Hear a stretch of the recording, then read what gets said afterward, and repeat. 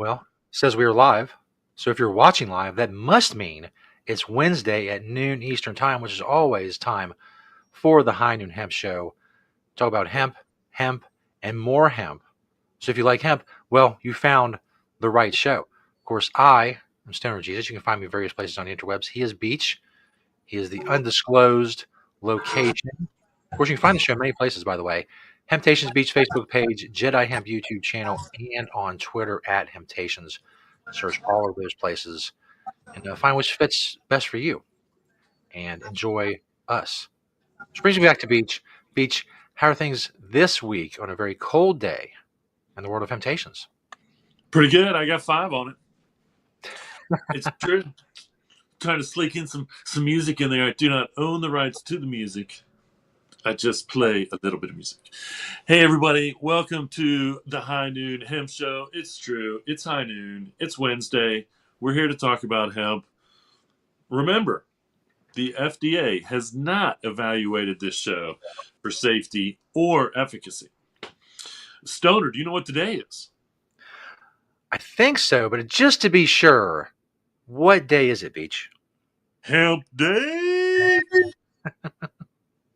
Welcome, everybody. Hemp Day is here as normal. With that, we got to do our pledge before we get started. Let's do that to get it out of the way. I pledge allegiance to the hemp fields of America and to the soil in which it is planted. One seed under the sun with responsibility, sustainability, and thrivability for all. Indeed. All right. Local news. I want to thank everybody that showed up at the State House last Tuesday. Looked like it was a good crowd. Speaking up for the ban on intoxicating hemp that the governor is trying to push through. We'll see. They have to vote on it in the next week or so, probably, before they're off for the holidays. And if they don't vote on it, then they have to start over. I don't think they'll vote on it. I think that, the voices that showed up were good voices. We'll see how far it takes it. But thanks again for everybody that went last Tuesday and had their voice heard in a positive manner for this ban that they're trying to do. And I just want to remind everybody to keep calling senators, congressmen, governor, everybody in Ohio, that you can get a phone number and let them know that you are against the ban. If nothing else, it's good. This is what I try to tell everybody is, let them know that you are against an all-out ban, but favorable for age restrictions, product placement restrictions, as in it needs to be behind the counter or not something that somebody can just walk off with, either way. And so, we'll see what happens. As in most bans, and I'll get to more of this in the news, almost every ban that has happened has been turned over. There's only one so far, and that's California that's holding, but it is still being challenged. But normally the judge actually puts a stay on the ban until the court case is actually over with. In California, that was denied, but it is still being challenged. So we'll see what happens there. If this happens in Ohio, I am sure that it will instantly get challenged and probably overturned, and then they'll have to start over again if they want to do anything else, which is really what they should do, because this has already failed once in the State House. And so what they should go back to the tables with, and there is a bill that's sitting in the State House that would actually just put age restrictions and things like that on it. And so a ban is not right. It's just prohibition doesn't work and never has worked. It's a ridiculous idea. As an adult, we should be able to choose these things. They're legal now, and no one's dying in the streets, and no one's stealing and robbing and destroying their neighborhoods to get this stuff. They just legitimately come in with the hard work, money that they've earned with the jobs that they have, and want to enjoy these products in the privacy of their own home.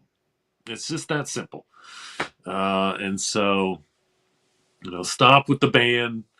Bans don't work. And just like I've said, and I'll say again, if you ban this, then you're forcing people, they will just go online when they can have the ship stuff to them, or you're forcing them to go back to a black market. And Mhm. all of a sudden, these intoxicating hemp products start showing up in the black market, and no one's going to know where those are coming from, or if they're clean, and all the other things that we know. When I order something, I know where it came from, I know where the farm is, I get a COA, shows chemicals and whatever. And so those are the things that should be held up to. And so it's no different than, those testing results. If you wanted to have testing results available, which we do, we have our COAs out, so people can look at them and see, what is or is not in that cannabis specifically. Then what makes it legal is that it's industrial hemp, and we can't now start picking and choosing that industrial hemp. We just got it back in 2018. This new farm bill might mess it up anyway, so why even attempt to do anything? Because if the new farm bill goes through, then that would make it easier for states, most more than likely. I think it should be left up to the states. I don't think we should change anything in the farm bill when it comes to industrial hemp, and it should just be left up to the states as to how they want to regulate, not ban, but regulate and or license or whatever, um, these products. So, we'll see. Lab tests matter. I 100% agree. That's one thing that I have never been against. Is as having, especially these products, like consumable products. Like obviously, we don't need lab tests for when we're growing for fiber. Um, hi. But I'm wholeheartedly in agreement with lab tests, um, when it comes to consumables. If you're going to consume something, yes, we want to know. I want to know everything, that is or isn't in that product, one way or another. So I agree with that. And lab tests are still important, and they're being done. Now, the one thing that's done with the mandatory lab tests with industrial hemp is that doesn't necessarily mean that those lab tests are testing for, um, chemicals, herbicides, pesticides, things like that, which I think is just as important, to test for as the percentage of CBD, CBN, CBD, THCA, whatever it may be in those percentages. I want to see percentages or non percentages, um, one way or another, of some of the chemicals. I guess you can't do all chemicals, so you just have to test it somehow for chemicals and see what it shows up. Fungus, mold, that's a huge thing also when it comes to cannabis flower. And so all of those things are important. And once again, if you ban it, you make it illegal, then you're sending consumers back to the black market where none of that is going to happen. No testing, period. Nothing. Just here, this is what it is. Trust us. So, we're keeping an eye on it. We'll see what happens. Um, Hopefully, once again in Ohio, it goes nowhere, and we'll definitely be talking about more states that are doing things in the news here in a minute. So let's get on with the product spotlight. Four from the store, one from my door, as I like to say. This first one here is something we've shown quite a bit, but it is our own line of gummies. Um, I had a customer in the other day, and he was like, "Oh, the joints. Oh, these are yours." Yeah, Kentucky grown, Kentucky processed, tested, manufactured, all those things. And again, we've been, I would venture to say that we've had our own line since at least 2018, if not before, pretty sure. It could have been 2015. Under the guise of the old Farm Bill, the original Farm Bill, since it's been legal since then. And I think it's kind of funny, because not funny, it's ironic, I suppose, because I saw a headline for a store. They're like, such and such's oldest CBD store is closing, and the store didn't even open until 2018.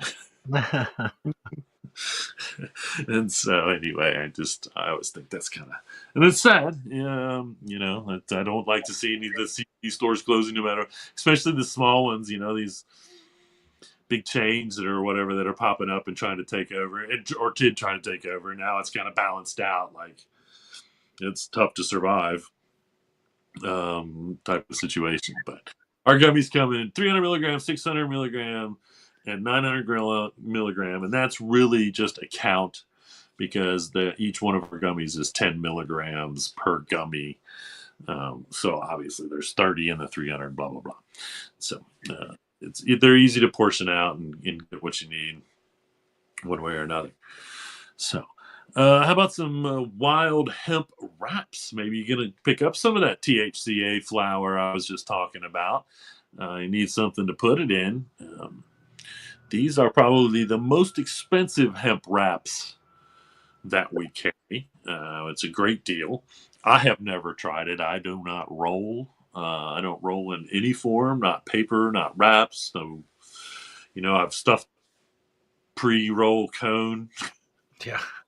on occasion, but even then, I feel like it's just. I hate to say that I'm an old schooler, because I'm not really an old schooler. Because old school schoolers would definitely be rolling, because that's basically all everybody had. I'm an old schooler in a sense where we opened the stores during the glass revolution. The functional glass revolution, I'll have to say, where glass pipes became the main use.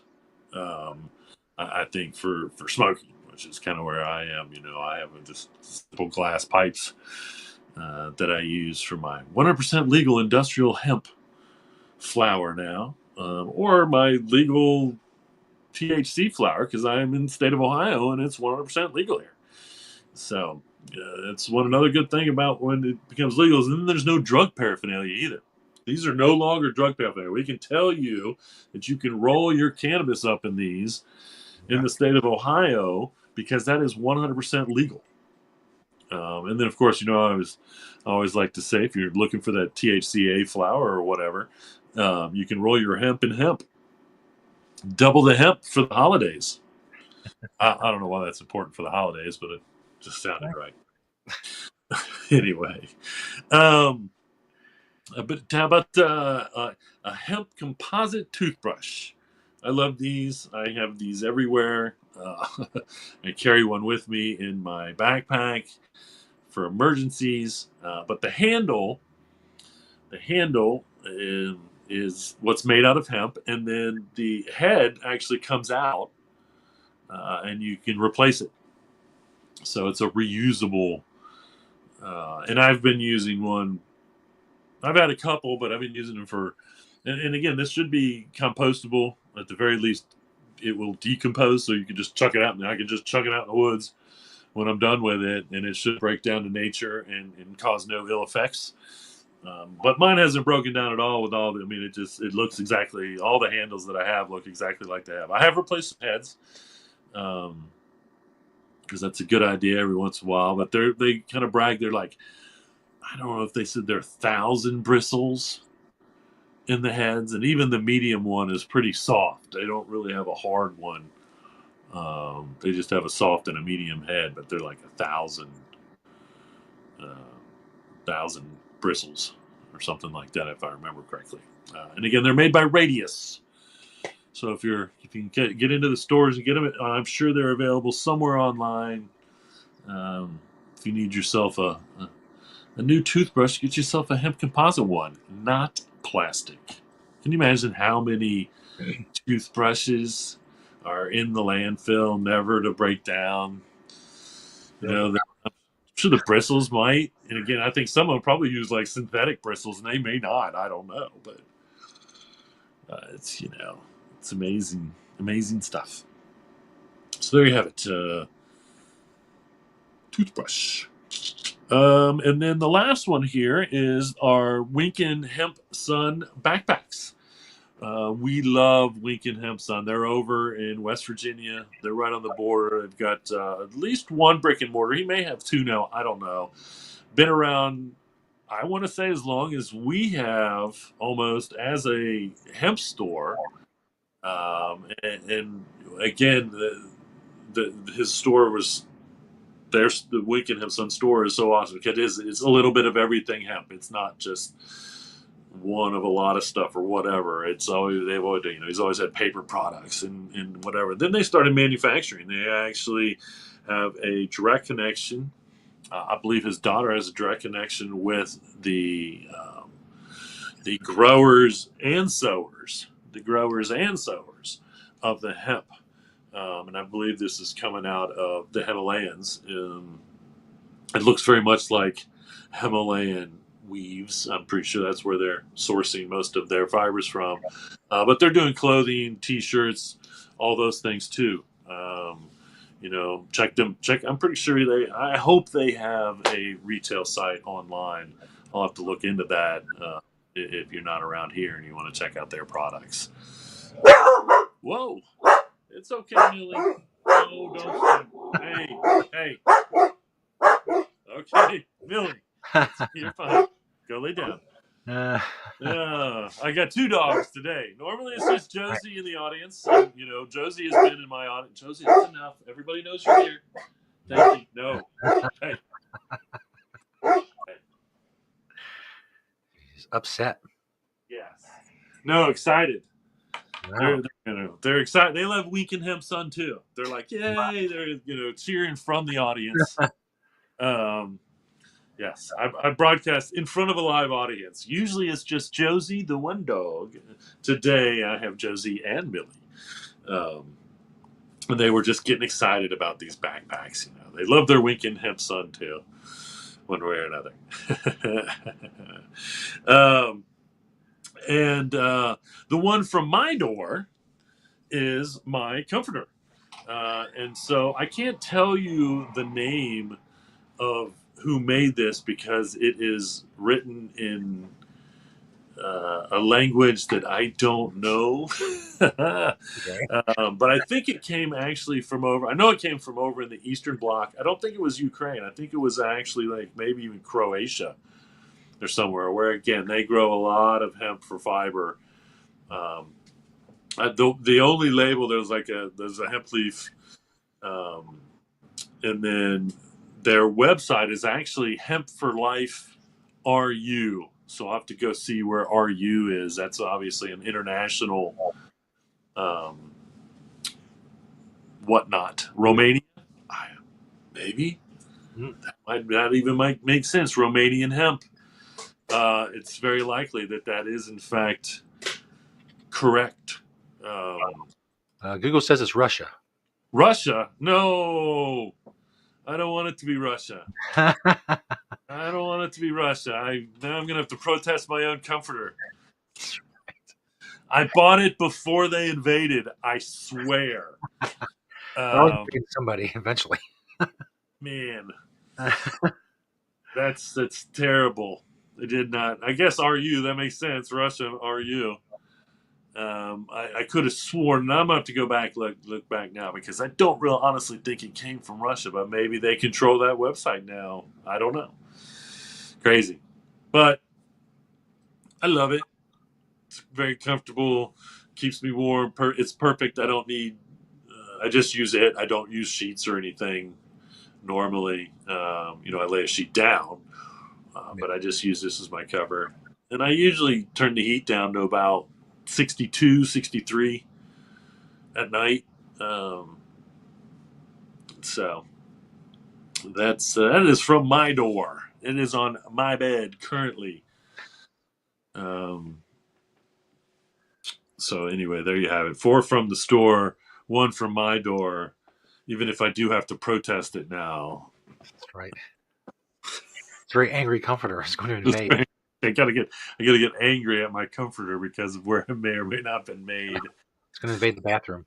I'm gonna have to do a little bit more research because I'm pretty sure I got it on eBay,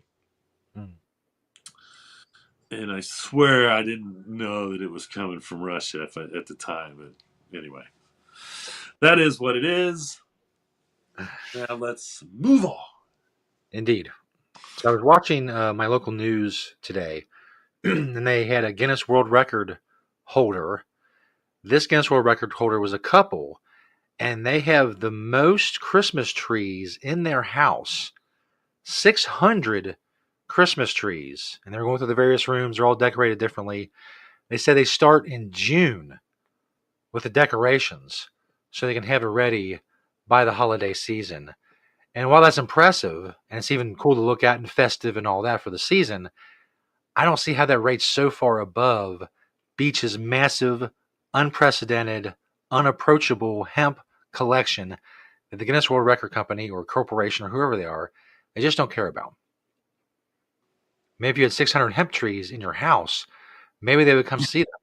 Just one, yeah, maybe.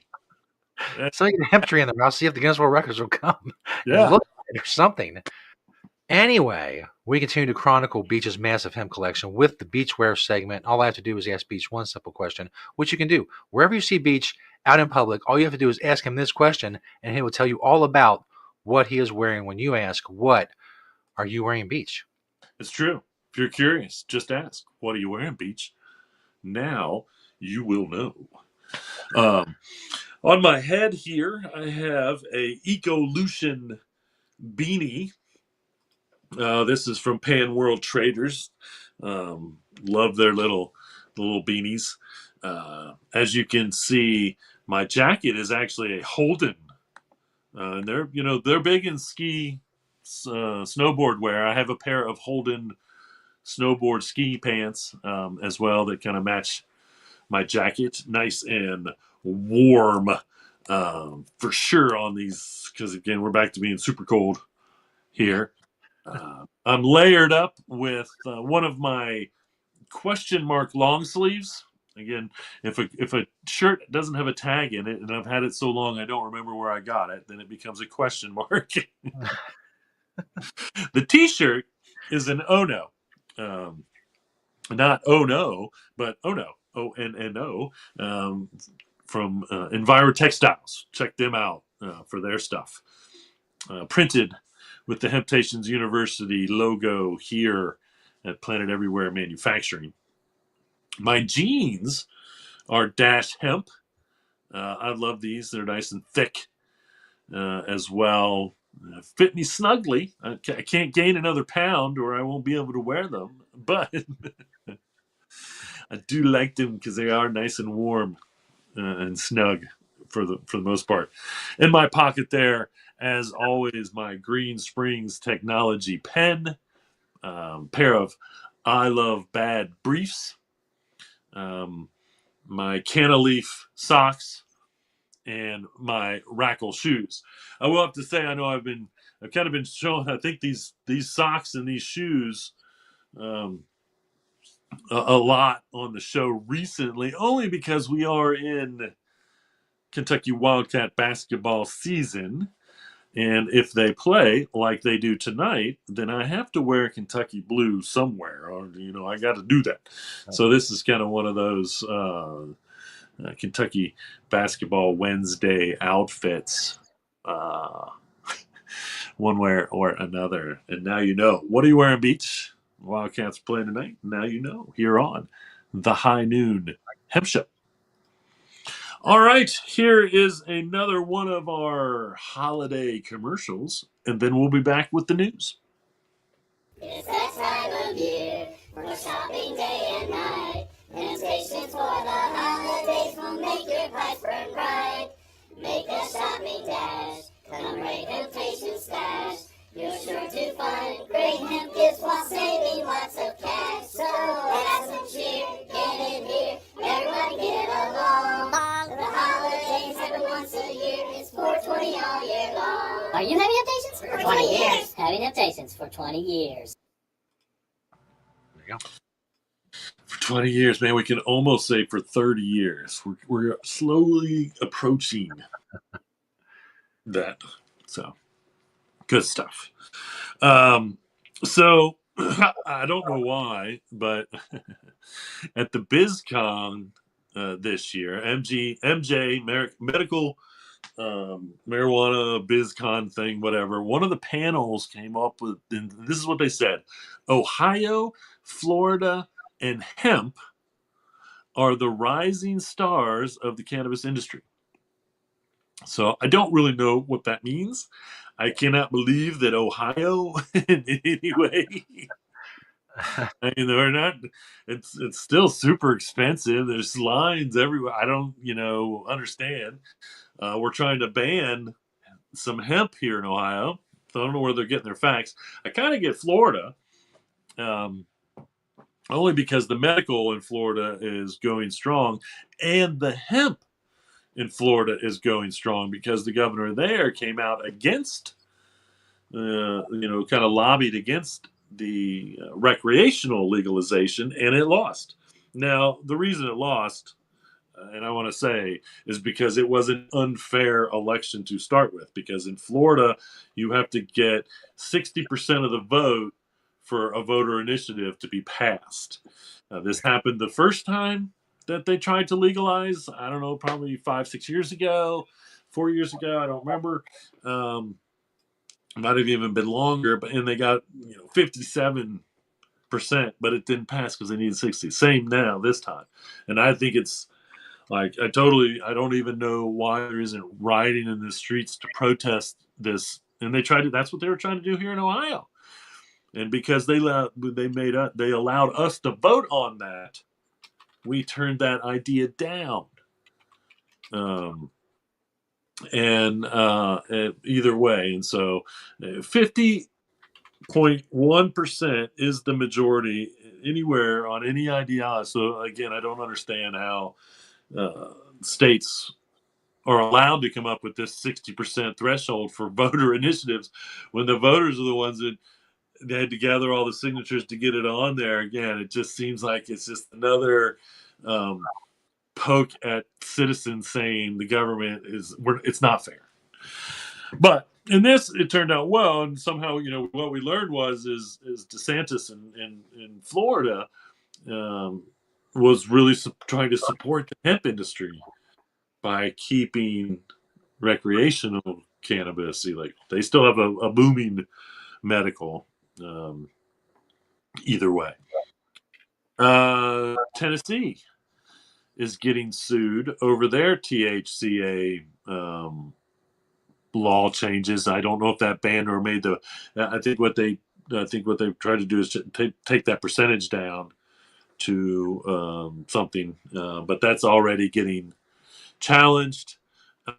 Texas is now proposing an out-and-out ban on THC. Okay, so if you live in Texas, you need to call the governor's office, and this is a governor push thing, same as it is here in Ohio. This whole ban on intoxicating hemp in Ohio is all being brought on by the governor, and this move in Texas to outlaw THC. And again, this governor in Texas is, again, if I was to guess, to speculate, same as the governor in California, in the pocket of the marijuana industry, because the marijuana industry is the one that has the most to lose with these intoxicating hemp products being legal. And it's ridiculous that you can say one thing is okay, in one form, and then say, well, it's not okay in this form. Even again, I get the age restriction thing. I'm not questioning that. But I think that if you're for medical marijuana or you're for recreational marijuana, you cannot be against legal intoxicating hemp. Again, this is where I kind of drew a pretty fine line when it came to the first time we were trying to legalize for personal use in Ohio. And I had people in my circle that were against it because they all bought into the government propaganda that it was a monopoly and only 10 places. I mean, if you look now at how many people can grow in Ohio, it's not that much more than the original. But I said it then and I say it now.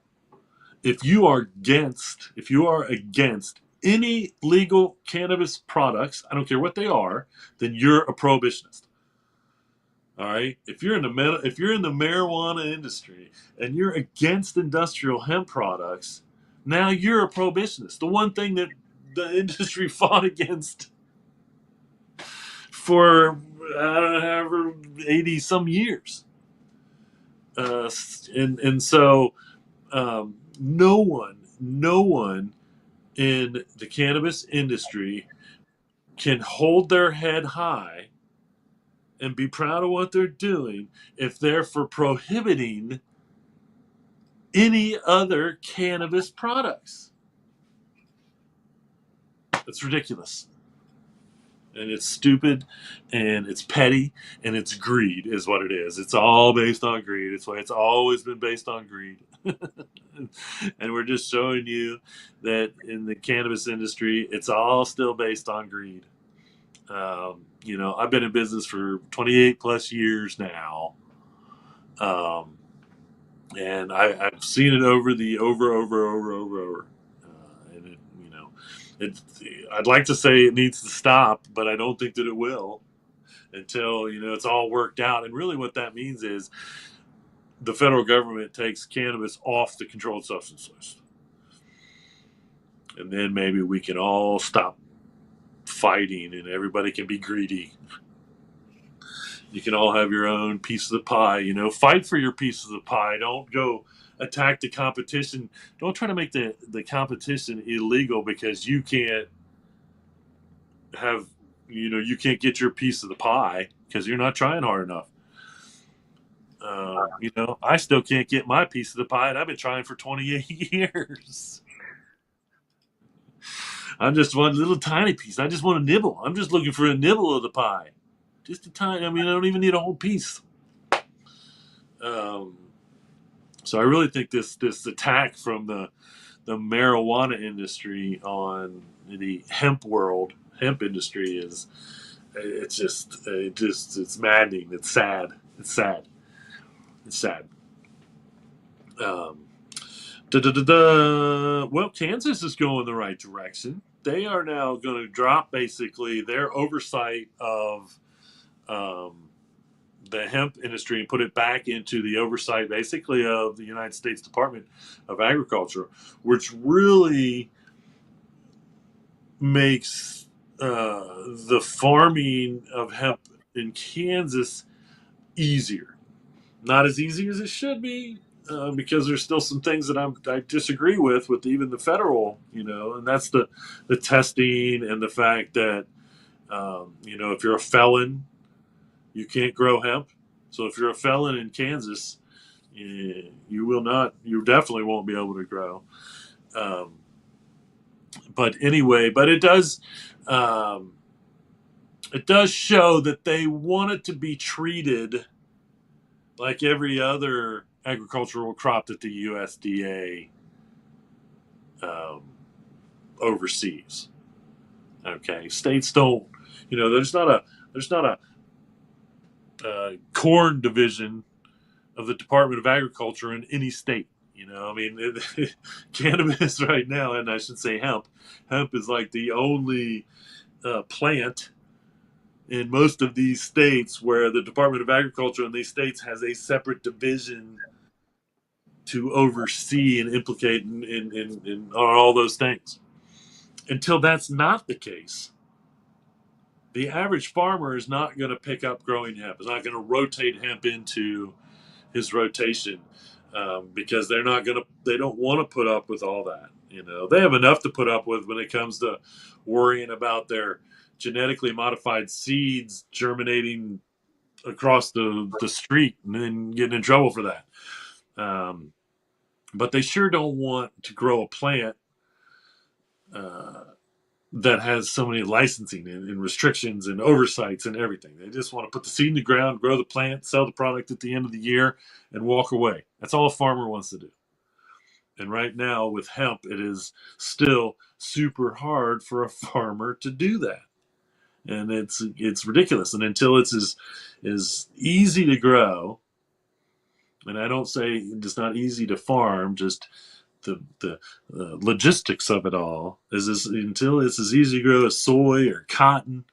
Um, less old school farmers or farmers are going to grow it. We're going to rely on all the new farmers or people that want to be new farmers because they want to grow hemp, and so they're kind of born into all of these regulations. Then they don't look at it as disheartening as say your average person was. Like you go up to your average farmer and you say, "Hey, I want you to grow the greatest crop we can grow in the entire planet." We're talking about something that could house people, feed people, clothe people. It's endless what this crop can do. We want you to grow it. And the farmer be like, "Yeah, man, I would love to grow it. There's got to be great demand for that. There's got to be money for that." And then the people look at you and they say, "Oh, well, okay, but you got to have your flowers tested at the end of the year for a certain percentage of this, and you can do this and you can't do that, and you got to have a license, and it's not the way it should." So that's what we're fighting for. So. I've watched kind of Kansas, and Kansas is one of the strictest anti-cannabis states out there. I mean, there was always that rumor about, and I don't even know if Kansas has. I'm sure they have to have a medical at this point, but I don't even know if they do. I honestly don't. Medical has, if they have, and I'm sure they don't have personal yet, honestly, in Kansas. But I have watched them over the years embrace hemp and make it easier and easier and easier on their farmers to grow hemp. And I think this is, one of the final stages of making it as easy as the state can to grow hemp, which I believe it will. So good for them. And they used to be just, uh, amber waves of grain. Grow that hemp grain out there. Kansas is perfect for it. I'm sure of that. And probably the upper latitudes of Kansas are probably really good for growing for fiber, which is where we found somewhat, even though, again, Italy would be on the bottom, and they used to grow some of the best hemp ever. So for fiber, that is, for clothing and whatnot. Speaking of Kansas, and maybe this had something to do with it, I don't know. I didn't know anything about this guy. But apparently, for decades, this gentleman, Thomas Trower, would show up on the streets of Lawrence in Kansas with this huge honk for hemp sign. Decades. In fact, he's such a hemp icon in Kansas that at Kansas University, they're doing a new exhibition, and it's called Honk for Change. Local activism shapes the community. It's going to be at the KU Museum, Watkins Museum of History. And, there's a couple things that I obviously truly love about this. And I cannot believe that I didn't know about this guy that spent decades promoting the legalization of hemp in Lawrence, Kansas. But I'm 100% sure that he is wearing hemp head to toe. And to me, that makes it, nothing would piss me off more than if somebody showed up, even if he was like once a week. I don't know. I don't know if he was there every day or once a week, but my understanding was it was for years and years and years and years. If he was to show up in all cotton all the time or whatever, or polyester, whatever, And I would say, I would say they're just, doing it for popularity reasons more than anything. They weren't really doing it for the movement. But this guy, Thomas Trower, was obviously true to his belief when it came to hemp. Because again, I've looked at the picture very closely, and I'm 100% sure that he has hemp on, from head to toe.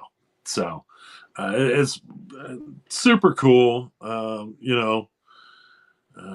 Makes me want to drive to Kansas and go through the Watkins Museum of History and really check out the exhibit and see, more information. And I'm sure I can go and get all the information that I can find on this gentleman that did this. But I love it, and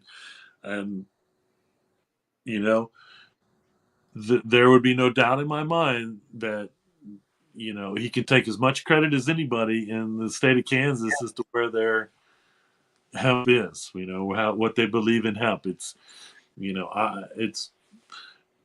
to me, it's like what we've done just in the greater Cincinnati area to make hemp just like nothing to be shocked about. Something to support because it's more than what people thought it was, which is the whole reason we opened up. It was the whole reason we sold hemp goods when we opened up in 1995, was just to show people, a pair of jeans can't hurt you. This necklace can't hurt you. This shampoo and conditioner can't hurt you. This can of hemp seeds is actually very, very good for you. And so, just going out there and putting the word hemp in front of people, and then making people hopefully go and like, is he just trying to legalize rope or what? Or, but it puts a positive spin on something that's had very negative connotations for a long time. And we're still fighting those negative connotations, the propaganda against hemp as part of marijuana and whatnot. A lot of people just still don't know that they're different. They don't. So very, very, very cool. If you're anywhere near the Kansas University, and I don't know that I know it's coming. I don't know that it's started yet, but it will be part of an exhibition. Once again, it's called Honk for Change. Local activism shapes the community. And so very, very cool. Very cool. The UK has approved the first 3 CBD products. And this is coming from the FSA, which is their food standards agency. I think they're, again, the equivalent of the FDA. Yeah. In the UK. So this is something that hopefully the FDA will be paying attention to here. Either way, we're going to see some massive changes. Actually, for the best, in my opinion, when it comes to the FDA and health and food, way we look at food, the way the government has looked at food. And so I have to say that I'm very positive for hemp when it comes to CBD and all these things in the FDA. But also as far as hemp food, because it is a good food, and the fact that, we're going to see a serious government shift for, and I can't believe it. I can get behind it in how the government tells us we should be eating, because up until this point it has been not great. Basically, the government has pandered to food industries for a long time. And again, it's, I'm not against beef, but we know that beef is unhealthy. And again, I want all foods to be available. I am not against any foods. I do believe that, we should always, it's a matter of choice. But, dairy Again, it's supposed to be high on the food chain when it comes to what the government says, but honestly, it should not be high on the food chain when it comes to human health. So I'm really looking forward to some new standards, maybe, as to what we should be eating, or what we need to be eating to actually be healthy humans. So the UK has now approved that through their FSA. Hopefully, the FDA will be paying attention here, and we can get some. We just want it to be grass, and do what we got to do, whatever we need to do to prove that it's generally regarded as safe. So we can call it, we can at least call it a supplement, which we can't do right now. Or, let's give it CBD some nutritional value or therapeutic value, so we can call it a supplement. And I think at this point there have been enough studies, maybe not human studies, and I'm sure maybe that's what they need to look at. But let's turn in every human study that's ever been done on CBD, CBN, CBG, and try to get these at least approved by the FDA as a supplement. And then once again, because here's the deal. Because the FDA has not done this, we cannot put any claims on the bottle, which may or may not be a good thing. I suppose, once we prove that it's anti-inflammation, then we'll be able to put that on the bottle, anti-inflammation. When we can prove, and it's pretty much been proven that it's good for anxiety, so, you at least put the word calming. I'm not saying we put anti-anxiety, but calming. Because you can't do that right now. You cannot make any claims. You cannot give any nutritional values. You cannot do any of that for CBD or CBN or CBG because the FDA has not approved them.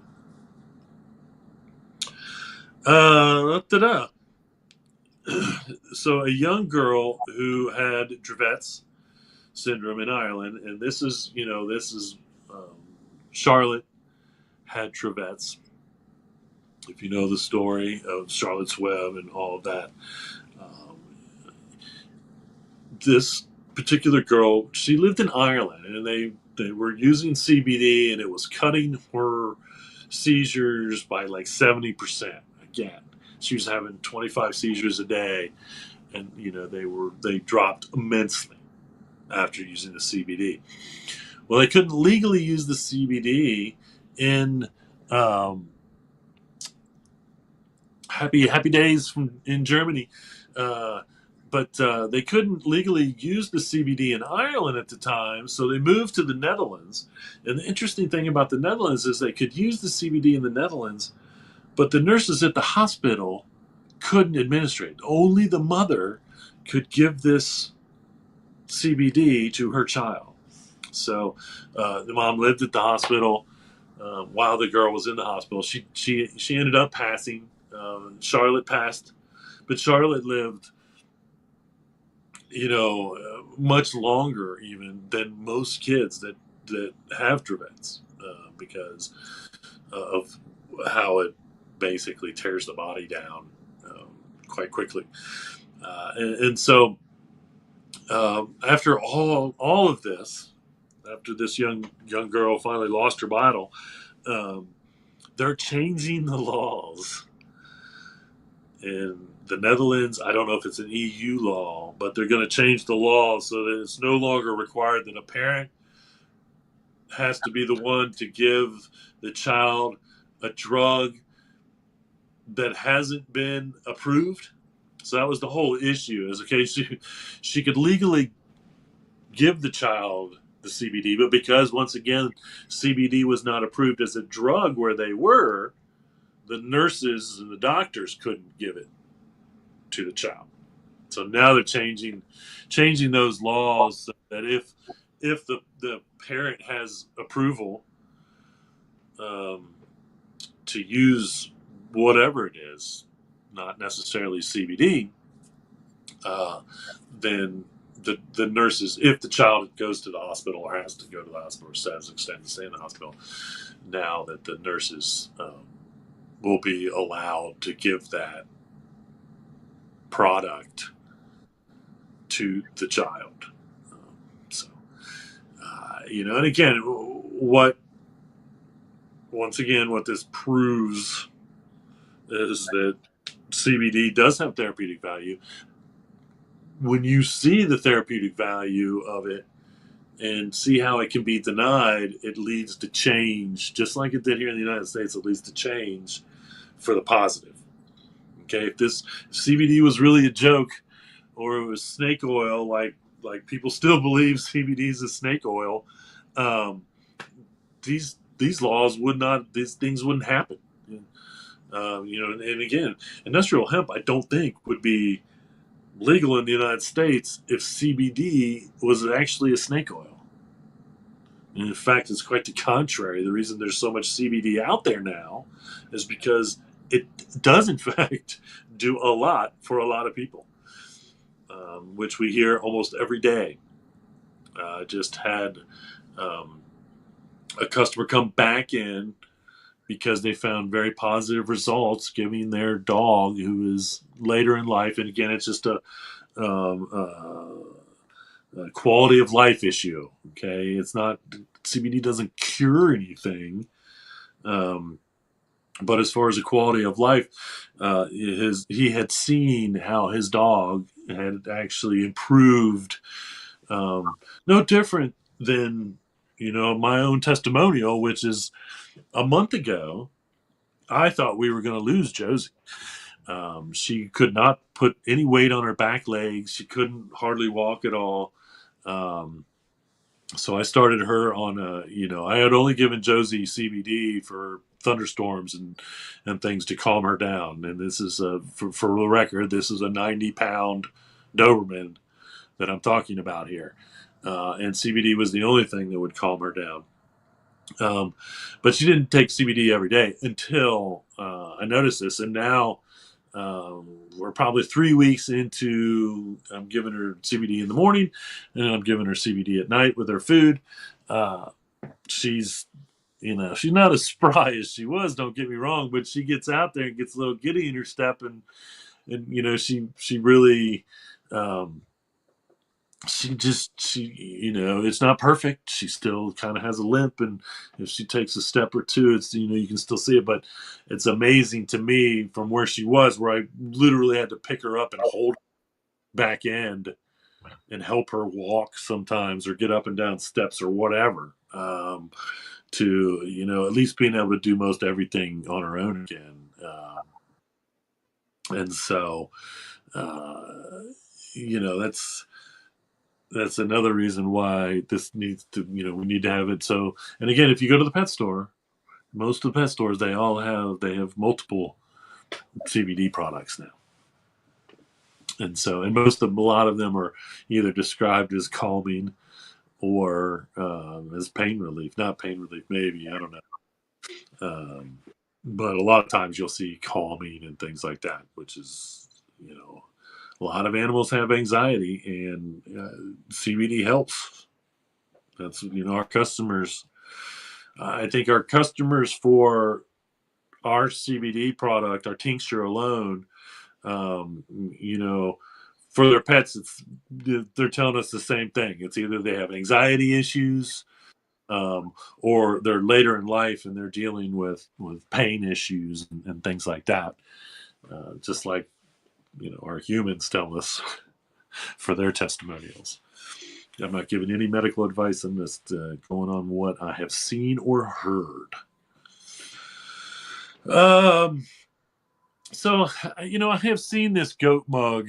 I believe you can get these on eBay. I've seen it before, and I've always thought it was somewhat weird because of its shape. But it's supposed to be made out of hemp. Now, I'm not 100% sure that they're not just saying it's the color. But it does look like the fabric. Now, so that piece of fabric that's kind of in the middle there, it's kind of interesting. It's kind of like the cardboard cooler that you put on your coffee cup, so it's not so hot. So I think that's its purpose here for this particular coffee mug. But then you can turn it upside down and it'll actually stand on it. So it seems weird because you can't. It's like a mug should just be able to go on a table. For this particular mug, you actually take that piece off and it does look like hemp. Everything looks like hemp. The strap looks like it's hemp. I really hope that it's all hemp.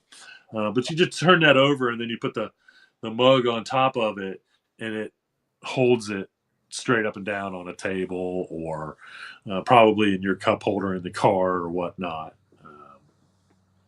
But I know that, like when I put in hemp mug in eBay before, this popped up, and then when I did the same thing on Google, this popped up. But I did notice that it also described it as hemp for the color, and I could not find anywhere where it actually said it was made out of hemp composite or that fiber is hemp. So we'll just hope all those things are true. And maybe I'll try to do a little bit more research and find out whether it's actually made out of hemp or it's just colored like hemp. So a study in mice showed that CBDA and THCA, THCA is all the rage these days. And we do have CBDA products as well, shows great promise for the therapeutic agents needed for treating Alzheimer's disease. I have reported on the benefits of CBD when it came to my study and Alzheimer's. Now, this is actually CBDA, okay, and THCA, which are just, one molecule away, so to speak, from CBD and THC. And like I said, we have powdered drink mix, CBDA powdered drink mix, and then we have all kinds of THCA products. And so, once again, not proven to be a cure, because I do not believe you can cure Alzheimer's. What the goal for neurodegenerative diseases, and I believe that's what Alzheimer's is to slow it down or to prolong its starting. Once it gets started, I don't think you can go backwards. But what they're finding is there are certain things you can do to prolong it from starting, or slow it down when it has started. Obviously, this will lead to human studies. I don't doubt it for 1 minute that if the mice studies show proof positive for things like this, they will move on to human studies. Again, because the CBD, the FDA is kind of laxing, and maybe we need more material. So let's do more human studies to find out. But I'm going to go back to adding. I have added THCA to my daily lifestyle. I'm gonna go back to maybe adding a teaspoon or so of CBDA to my lifestyle. I don't, no one in my family. My grandmother was 94 when she passed away, and she was as sharp as a tack. For the most part, relatively speaking.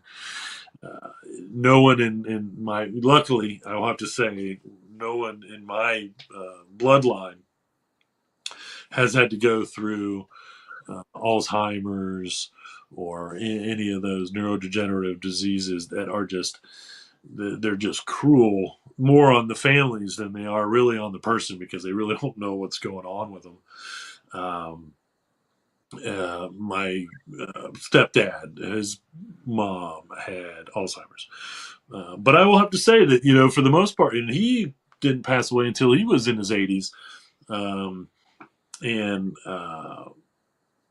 he did not really show signs of it. And in that particular instance, I believe that might have been like literally the water from where she grew up, which he would have grown up drinking, but not in his adult life. But anyway. We're going to, keep an eye out for CBDA and THCA when it comes to helping with Alzheimer's disease or some of the neurodegenerative diseases that happen. So the National Hemp Association is asking RFK Jr. for 4 things. Okay, now I really believe that this is the one thing that if one good thing comes out of the next 4 years, I honestly support what RFK Jr. Um, for the most part believes in when it comes to human health in the United States. So we'll see. But the National Hemp Association says they want to allow hemp grain in agriculture and pet foods. Now we know they just approved for chicken feed, so that's a step in the right direction. So hopefully, this will speed up the process of getting hemp grain approved for uh, cattle, for fish farming, all agricultural livestock. I mean, I don't believe that there's any livestock that couldn't benefit from hemp being fed to it at any point in their life, and I think it will make a better product in the long run. Um, but and so that one I'm totally behind. They want to increase the employees at the FDA Center for Veterinary Medicine. Good luck with that. I don't see a whole lot of more employees being added to any government agencies for the next 4 years. Right, wrong, or indifferent. I don't know how I feel about that, but asking for more employees in any of these places is not on the agenda. It does seem like a good place for it. I mean, again, all we really need to do is have one or two maybe that are pro cannabis, and then again find out whether the benefits of giving your dog, because then that way vets can get behind it too. Because I don't know, I don't know that a vet could legally recommend or they definitely wouldn't prescribe CBD um, because it's not approved through the FDA and the veterinary medicine and whatnot for anything. They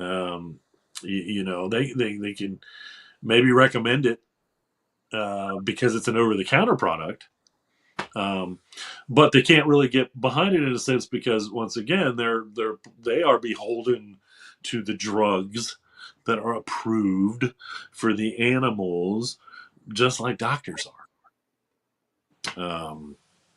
So that I'd like to see that as well. It says grandfather hemp as a commodity, which I am for as well. If we make it a commodity like soy or cotton or any of those other agricultural commodities, then once again I think that would ease the restrictions that we're seeing that are too much when it comes to industrial hemp. Now maybe that's just on the grain and the fiber and not the flour. Either way. But when you grow it for grain or fiber, it is just another agricultural commodity. There's zero difference. Okay. I mean, we know vitamin C is good for us, and it is a approved supplement.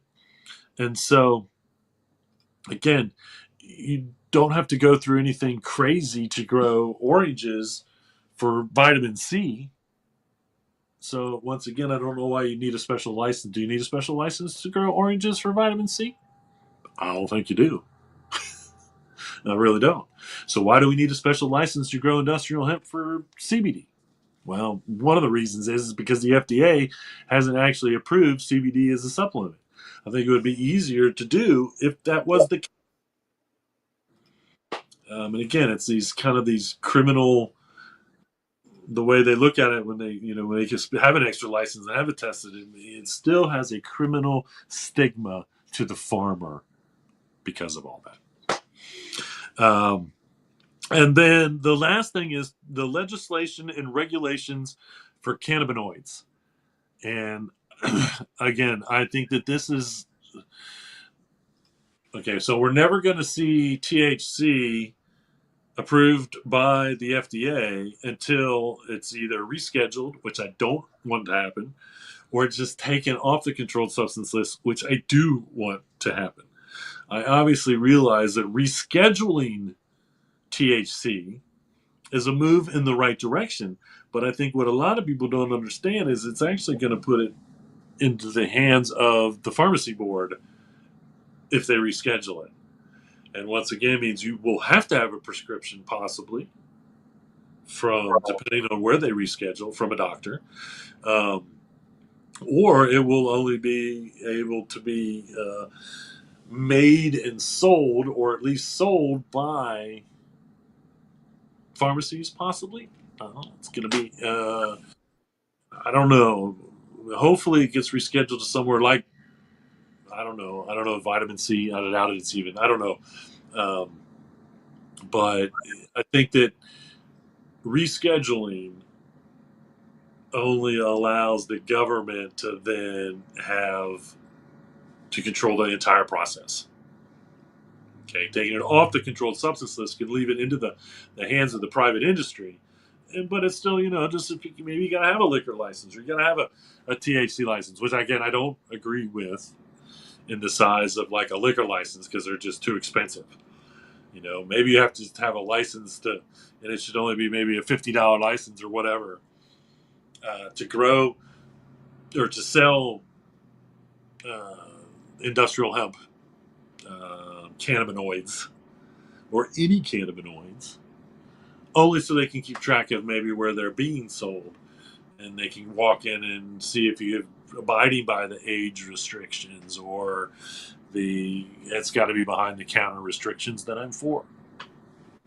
I really just think it should just continue to be obviously an over the counter product. And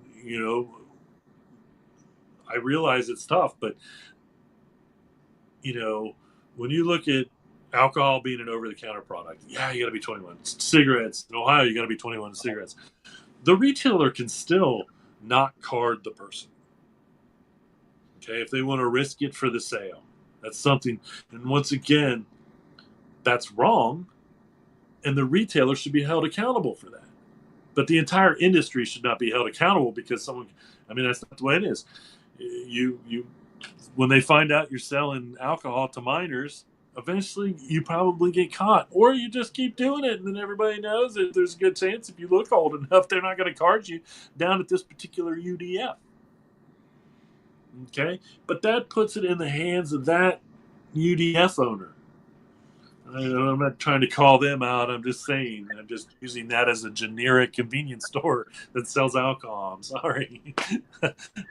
I'm not trying to say anything bad about them or any other retailer if they're doing the right thing. Um, and so, the person behind the cash register is the person responsible. Okay, not the industry, not the product. It's the person behind the counter, and then it's the consumer buying them to act responsibly as well. I'm all for, and this is what we tell people: if we know that, I don't care if it's CBD or THC, if it's the first time they're using it, it's always, be in a controlled environment. Don't eat a couple THC gummies and then go out and drive until you find out exactly how the THC gummies affect you. That's just, once again, that's smart retailer-ness on our part. That's doing the right thing. Yes, will people take it? I don't care what the laws are. There will always be dishonest people. Okay, that's what they're trying to ban the products in Ohio. All because they sent two 14-year-olds into a store to buy these products.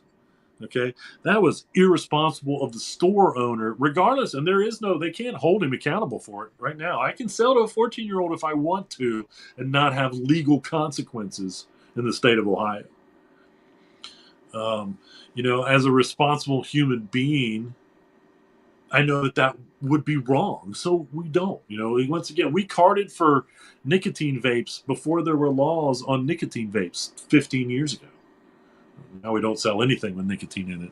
But, we, just like a lot of industries, we were the beginning of the industry. And we have evolved through these things. But,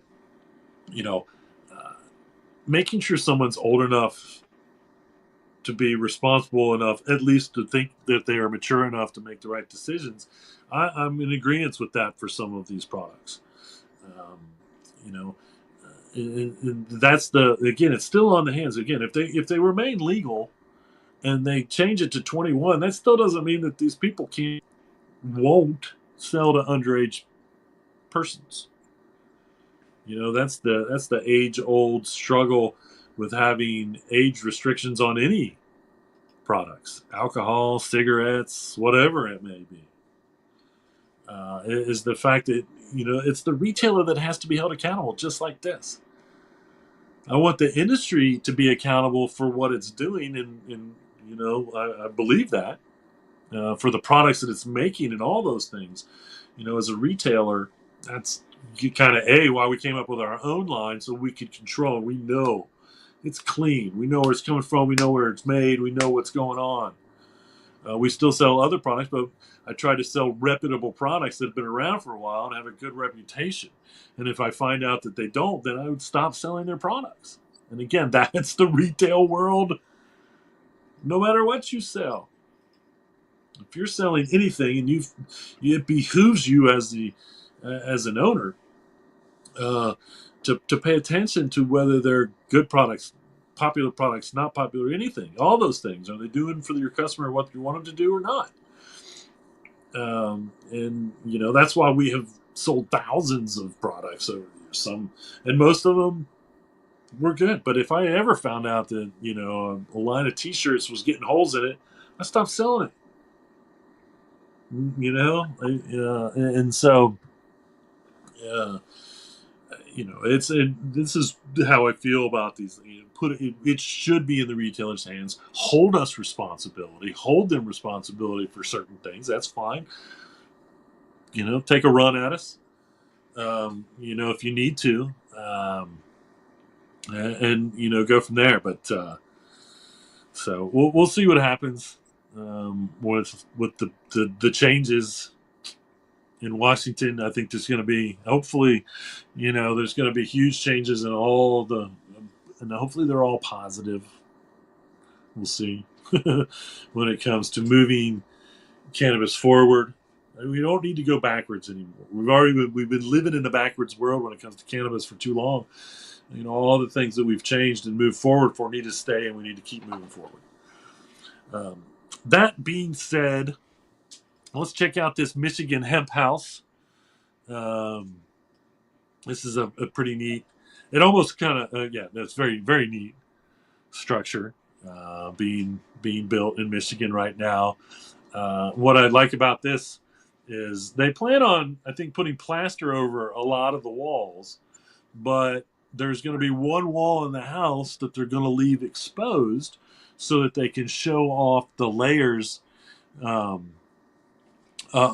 different colored hemp. I think I sent a picture over of that as well. Yeah, there it is. And so once again, you can see, and I've talked about this before, how you can dye the hempcrete different colors, and then you kind of layer it in because it's framed. You build the frame, and then you put the hempcrete down into the frame to layer it in. And then obviously what you can see here is how you can color it. So if you wanted to build yourself a red hempcrete house, you could, or that's almost green. I haven't seen a whole lot of greens, but almost greens. And I think you could no matter what, depending on what color, dye blue, whatever. And so I really think that's neat how you could do that. It'd be kind of fun at some point to see different structures where they actually dyed the hempcrete different colors, maybe for different rooms, and then they weren't ever going to paint it or cover it up, and that or not at least out of the gate, and then have different natural hempcrete walls, and then you don't have to buy any more paint or plaster or anything. That's really neat. And again, one of the reasons why they wanted to do this in Michigan was because of the hempcrete insulation principles. Hempcrete is known to keep the house cooler in the summer and warmer in the winter.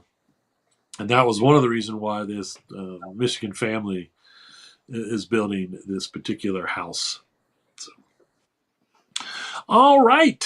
We don't really have any events out there right now. And I didn't have any questions, and my thoughts were clearly illustrated.